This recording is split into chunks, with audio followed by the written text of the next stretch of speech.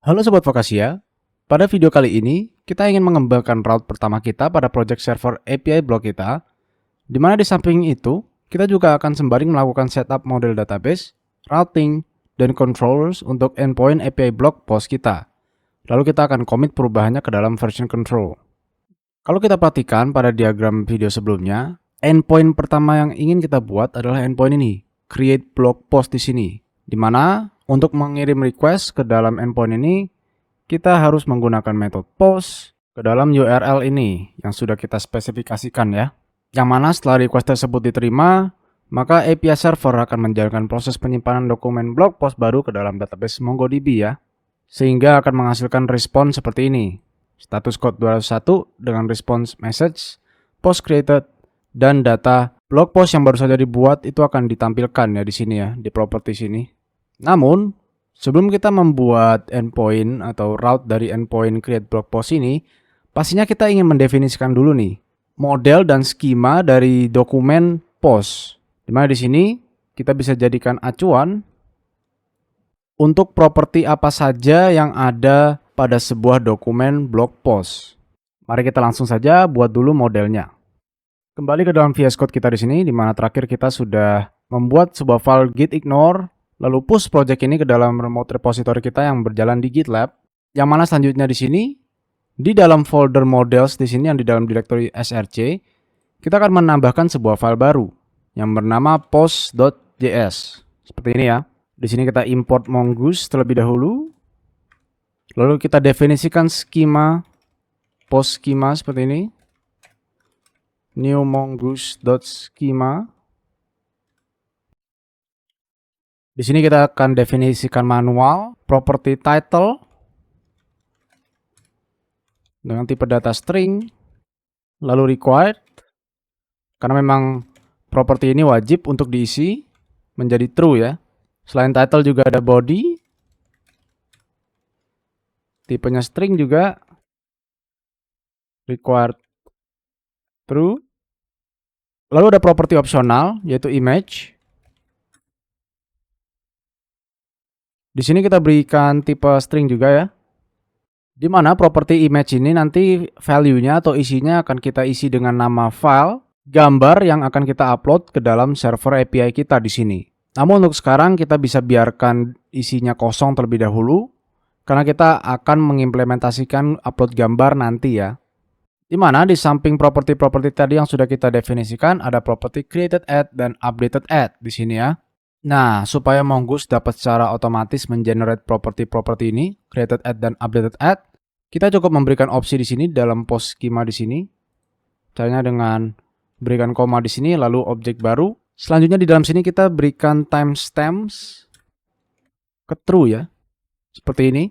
Lalu kita definisikan modelnya, const post mongoose model post. Lalu di argumen kedua di sini dia menerima argumen schema, kita masukkan saja post schema.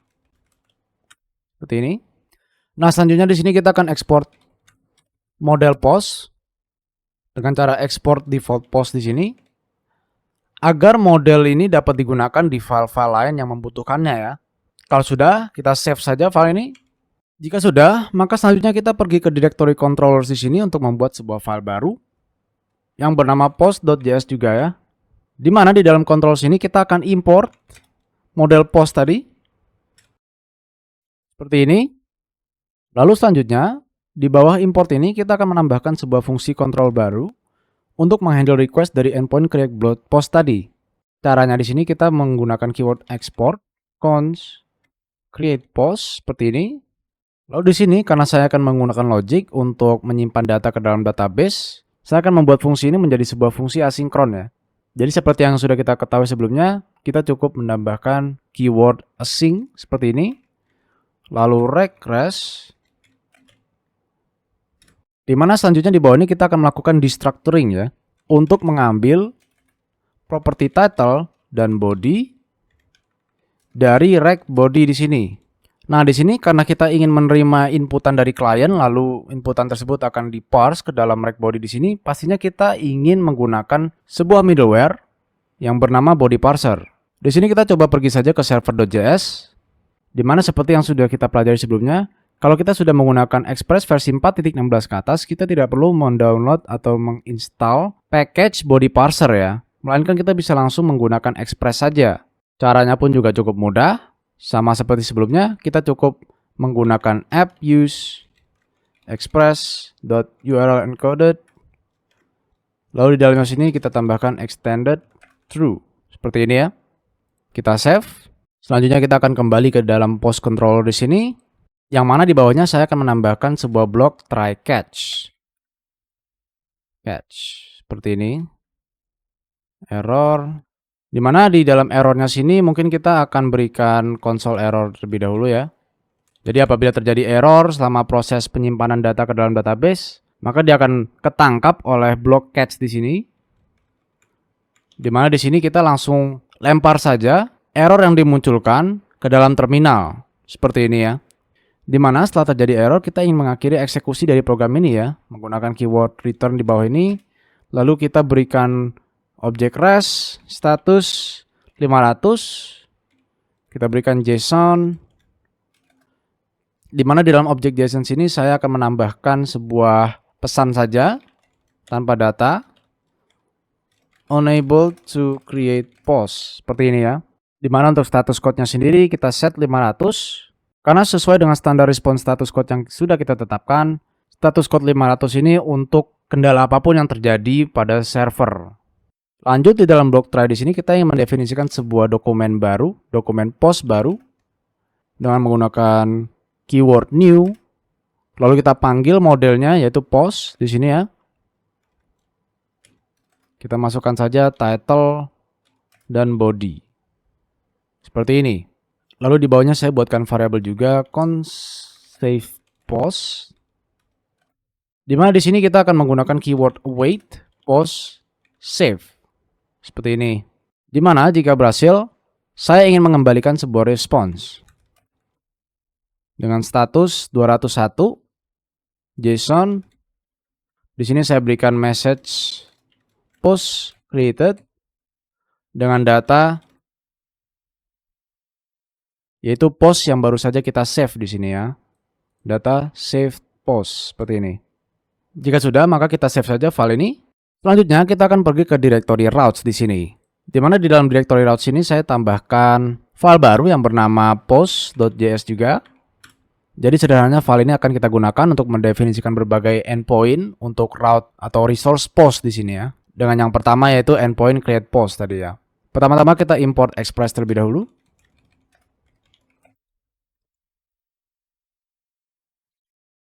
Lalu di sini saya akan lakukan destructuring lagi. Import create post. Di mana create post ini saya akan ambil atau import dari controller ini ya. Jadi from, lalu kita akan arahkan ini ke controller post. Seperti ini ya. Lanjut di bawah sini saya akan menambahkan const router express router untuk menginisialisasikan router pada Express, server Express kita. Di mana di bawah sini saya akan langsung membuat sebuah router yang akan mengaktifkan endpoint yang kita ingin buat ya. Router post ya. Karena kan metode yang akan digunakan itu post. Lalu di argumen pertama di sini kita definisikan endpointnya yaitu garis miring post. Selanjutnya di argumen kedua kita cukup panggil create post di sini ya. Jadi di mana kita sebelumnya itu membuat logika untuk handling request secara langsung lewat route di sini. Kita sekarang cukup panggil fungsi controller create post ini yang dapat menghandle request yang datang ke dalam endpoint ini. Sehingga kode kita akan jauh lebih bersih ya.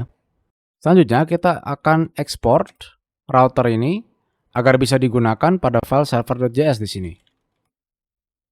Seperti ini. Kita save filenya, lalu kita pergi ke file server.js di sini.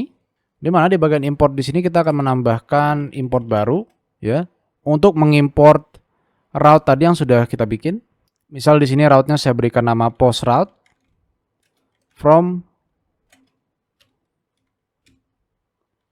routes post.js seperti ini ya. Lalu di bawah sini kita cukup gunakan app use juga. Di mana di dalam string ini kita ingin menambahkan path yang akan mengarah ke resource post tersebut. Jadi garis miring API, terus version ya, Di sini kan karena ini adalah API versi pertama, jadi saya sebut v1 di sini. Lalu blog, selanjutnya di luar string kita koma, lalu kita panggil post routes di sini. Lalu di bawah sini saya ingin menambahkan sebuah kode sebagai tambahan saja, app all bintang res status 404 send page not found. Agar ketika pengguna API, jika dia tidak mengakses endpoint yang sudah kita definisikan di sini dalam route ini, ketimbang server API kita itu mengembalikan sebuah error, maka kita cukup kembalikan saja sebuah respons sederhana res dengan status 404 ya, karena memang endpoint yang dituju oleh klien tersebut itu tidak ada ya, atau belum kita definisikan pada route di sini. Oke, jika sudah kita save saja file ini. Selanjutnya kita akan langsung jalankan saja server API kita ini. npm run dev di sini. Dimana kalau kita jalankan ini tidak ada masalah ya, jadi aman ya harusnya ya. Untuk mengujinya, mungkin kita bisa langsung saja menggunakan aplikasi Postman. Nah, di sini saya sudah membuka Postman, di mana langkah pertama yang ingin saya lakukan adalah membuat sebuah collection baru ya. Jadi saya tidak langsung membuat sebuah request baru untuk menguji endpoint tadi yang sudah kita buat. Namun di sini kita akan membuat sebuah collection terlebih dahulu. Lalu nama koleksinya di sini kita beri nama misal blog API documentation. Di mana di dalam collection sini saya akan menambahkan sebuah folder untuk menyimpan request-request yang ada pada resource post ya. Lalu di dalam folder ini kita tambahkan request pertama kita. Misal di sini saya beri nama requestnya create post. Untuk metodenya di sini pasti kita akan gunakan post. Lalu URL-nya kita akan gunakan localhost 3000 ya, karena kan memang API server kita berjalan pada port 3000 garis miring API v1 blog post seperti ini. Selanjutnya di menu body di sini kita pergi ke x www form URL encoded. Lalu di sini key-nya kita akan tambahkan properti-properti yang ingin kita tambahkan ya ke dalam dokumen post, blog post tadi. Dimana key pertamanya kan tadi title ya. Title, misal value-nya di sini nilainya kita berikan test title 1. Lalu ada body juga, dimana value-nya kita berikan test title 2. Oke, jika sudah kita langsung klik send saja. Nah, dimana jika server API kita sudah mengembalikan sebuah JSON seperti ini, ada message post created dan data dari dokumen post yang baru saja kita buat di sini ya.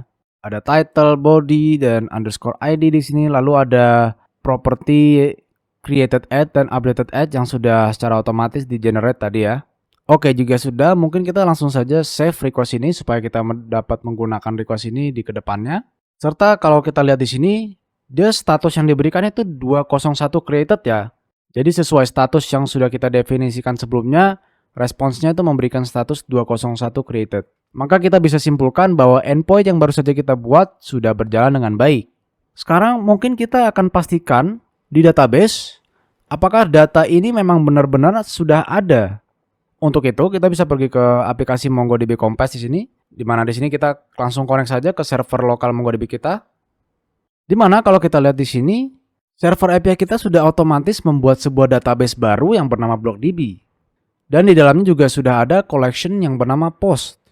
Serta diisi dengan data yang baru saja kita tambahkan tadi ya via Postman.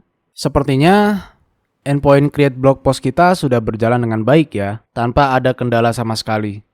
Selanjutnya, kita ingin commit perubahan yang sudah kita lakukan pada project ini ya. Dimana sebelumnya kan kita sudah memasukkan project ini ke dalam sebuah remote repository di GitLab. Untuk itu kita bisa stop dulu programnya, lalu kita jalankan git add. Kita cek git status. Dimana kalau kita lihat di sini ini kan file-file yang baru saja kita tambahkan dan modified ya. Selanjutnya kita jalankan git commit /m.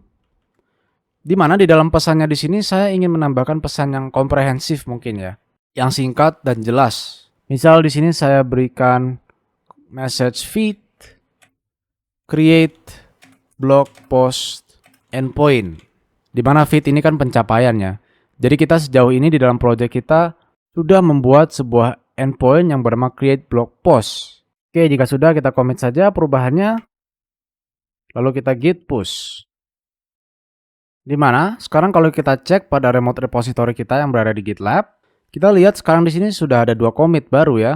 Yang pertama ada initial commit tadi yang sudah kita buat pada video sebelumnya, dan yang kedua ada fit create blog post endpoint. Demikian, itulah tutorial bagaimana caranya kita bisa membuat endpoint pertama kita, yaitu endpoint create blog post pada project server API blog kita. Sekian, terima kasih telah menonton dan semoga bermanfaat.